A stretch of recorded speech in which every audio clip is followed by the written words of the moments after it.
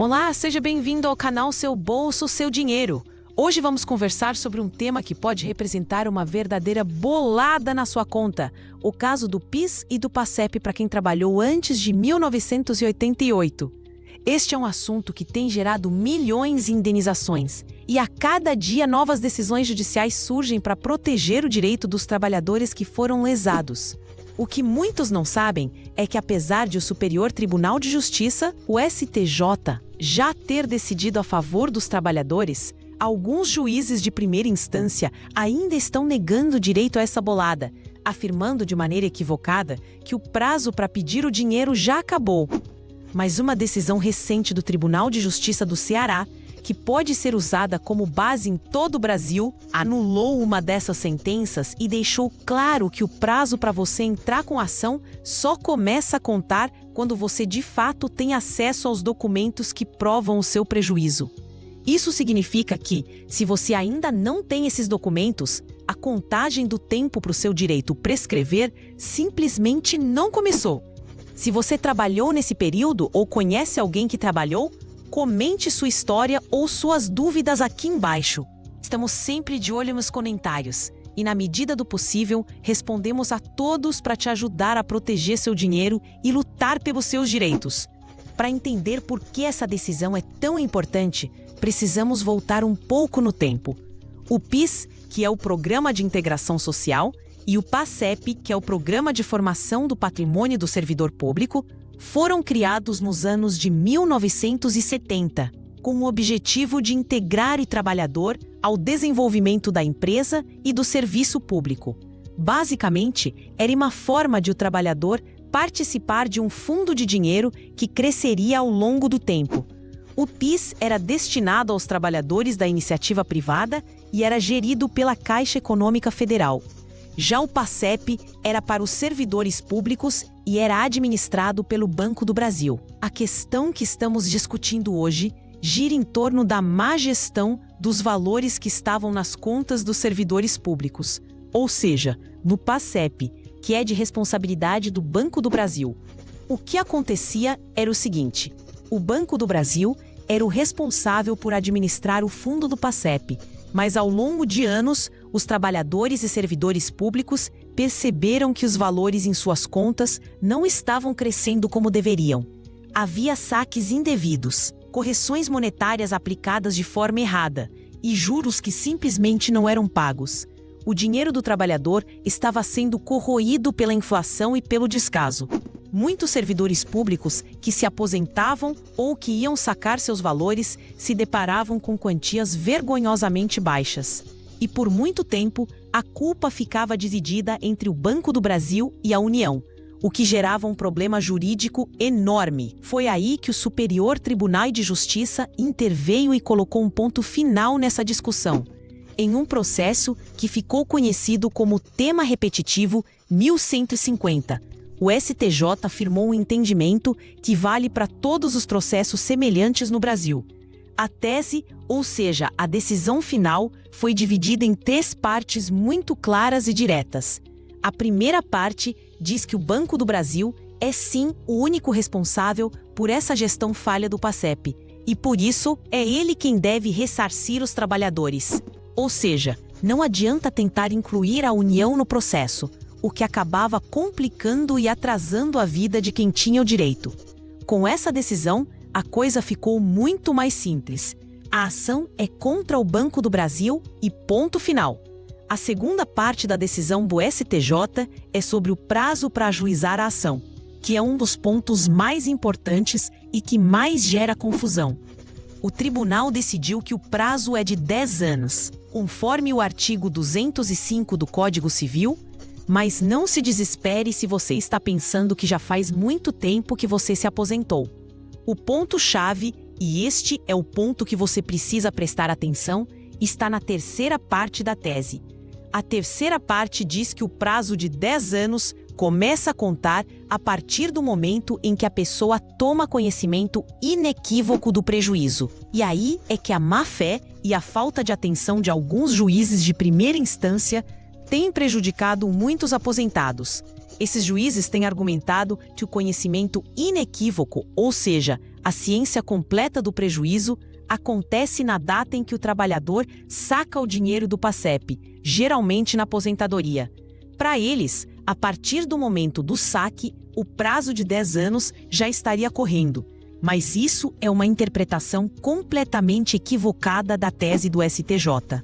É uma falta de atenção com os detalhes que, sinceramente, nos deixa um pouco inconformados, porque o trabalhador fica com a sensação de que seu direito foi roubado pela justiça. O STJ foi muito claro ao dizer que o conhecimento inequívoco é um conceito que exige que você tenha acesso a toda a documentação que comprove a má gestão. Como é que alguém vai saber que o saldo da sua conta do PASEP estava errado se ele não tem os extratos, as microfichas e toda a documentação que mostra cada lançamento, cada crédito, cada débito? É impossível saber se houve saques indevidos ou se os rendimentos foram aplicados corretamente sem ter esses documentos em mãos.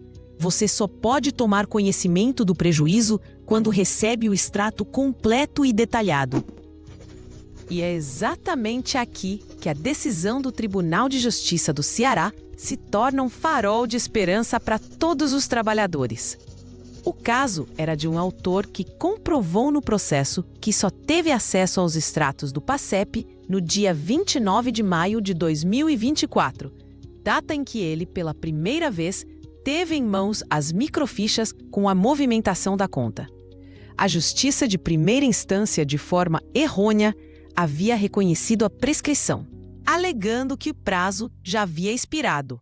Mas os desembargadores do Ceará anularam essa decisão e disseram de forma claríssima que, como o autor só obteve ciência do prejuízo na data em que recebeu a documentação, o prazo de 10 anos não tinha nem sequer começado a contar antes disso. A sentença que havia negado o direito do trabalhador foi anulada e o processo foi obrigado a continuar. Isso é uma vitória gigantesca, porque serve como um precedente. Um precedente, para você que não é do mundo do direito, é uma decisão de um tribunal superior, que pode e deve ser usada como base para outros casos semelhantes. Ou seja, se o seu juiz de primeira instância disser que seu direito já prescreveu, seu advogado poderá usar essa decisão do Ceará para provar que a contagem do prazo só começa quando você tem acesso aos extratos. É uma prova irrefutável de que, sem os documentos, não existe prejuízo comprovado e, portanto, não existe contagem de tempo para prescrição. Agora que você já sabe que o caminho está aberto, vamos entender o que você precisa fazer na prática para pôr a mão nessa bolada. O primeiro e mais importante passo é reunir a documentação. E, para isso, você precisa ir a uma agência do Banco do Brasil e solicitar os extratos e as microfichas da sua conta do PASEP.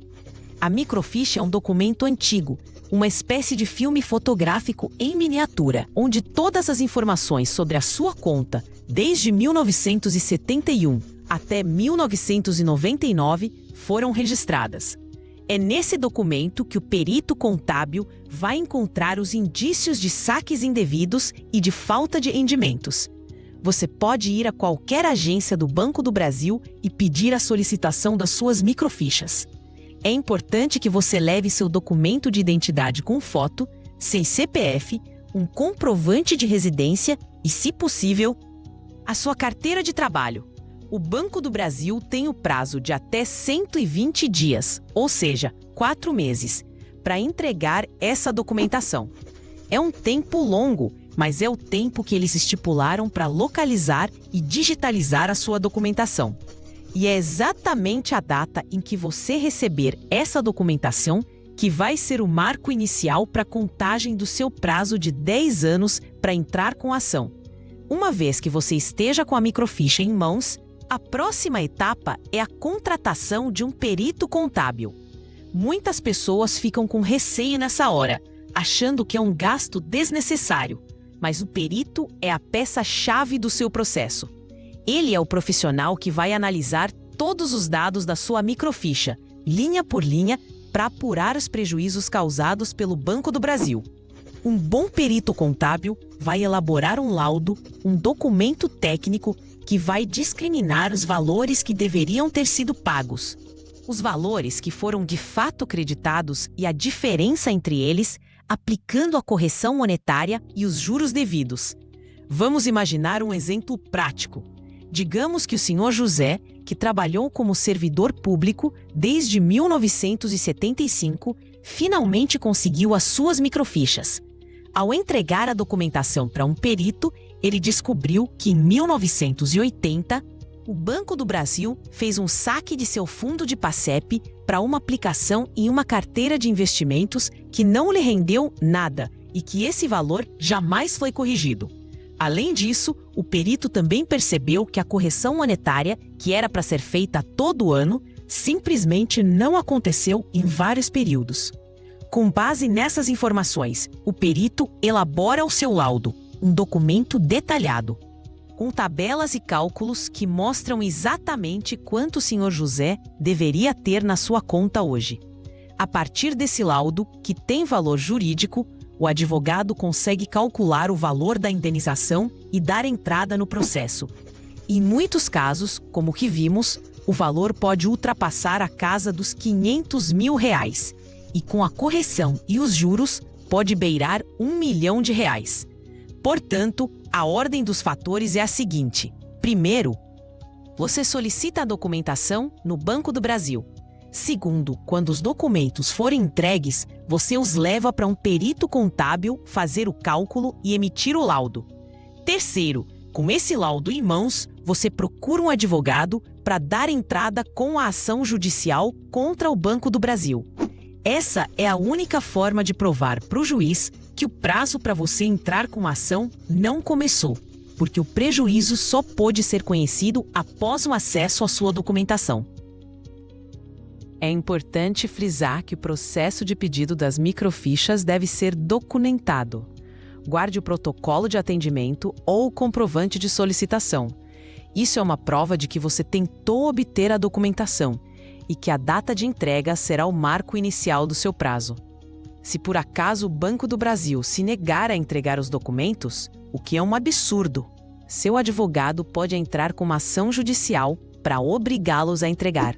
Essa ação se chama Ação de Exibição de Documentos e serve para garantir que você tem acesso a informações que são suas por direito. Essa ação também comprovará que o prazo não começou a correr, pois você só terá o conhecimento do prejuízo quando os documentos forem entregues. O que nos leva a um ponto importante: a contratação de um advogado especialista em direito do consumidor ou em direito previdenciário, que entenda de questões bancárias. A causa é muito específica e a tese do STJ precisa ser entendida e aplicada corretamente. Um profissional que já tem experiência em casos como esse saberá exatamente como argumentar, como apresentar as provas e como lidar com as possíveis objeções do juiz ou dos advogados do Banco do Brasil. O que se pede na ação judicial, além da restituição dos valores? A correção monetária e a aplicação de juros sobre todos os valores que deixaram de ser pagos ao longo do tempo. Em alguns casos, dependendo do prejuízo e do sofrimento causado, também pode ser pedido um valor por danos morais. Afinal, a negligência do Banco do Brasil causou um prejuízo financeiro e emocional aos trabalhadores, que por anos tiveram seu dinheiro administrado de forma errada.